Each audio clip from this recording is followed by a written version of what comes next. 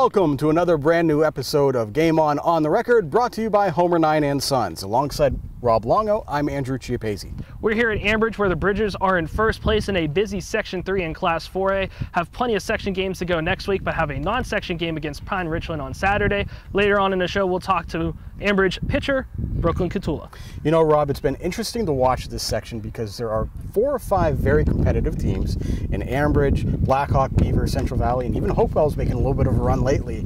It wasn't all that long ago that Ambridge was the team to beat here in Beaver County. From 2010 to 2013, they made 3 of 4 Whippeal championships. They didn't win any of those titles, but they were one of the top teams. They had a couple down years, a couple years of rebuilding, and now this senior class has led the way and helped Ambridge get back on top. It's been very exciting to watch. They're 7-2. Central Valley and Blackhawk are trying to chase them down. Nothing has been determined yet in terms of a section title or even who's making the playoffs, but Ambridge is in control. It'll be very interesting to see how the final couple section games play out. It's really hard to decipher this section where some of these teams only have a handful of games to go. It's really, surprising in that aspect too. I mean, you had Beaver for such a long time that was at the top, lost a lot of people, graduated a lot of people from last year, and that's who Ambridge plays on Monday. So that could very well be for the section title in a sense, because Ambridge is a game up on Beaver.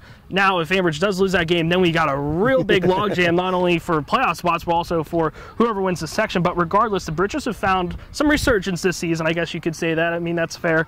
Thanks to a lot of young talent and, some hitting up and down the lineup as well. That young talent, I think, has been especially crucial. They have good senior players, especially Brooklyn Catula, who we'll hear from in a little bit.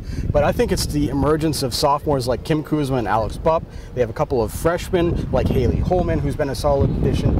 They provide bats that hit for average, and Kuzma and Bupp have a little bit of power to go along with it too. So when you can sprinkle in some different bats throughout the lineup and help pitch in and contribute different ways of scoring runs, especially in a congested section where you can't rely on the same person every single day, that's very helpful. And when they're young, they have only room to grow.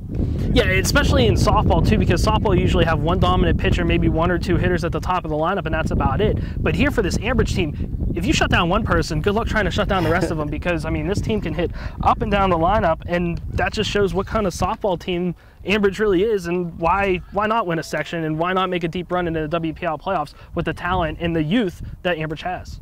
Well, joining us now to talk about the first place Ambridge Bridgers and how their season has gone so far is senior pitcher Brooklyn Catula. Brooklyn, welcome to the show. Thank you.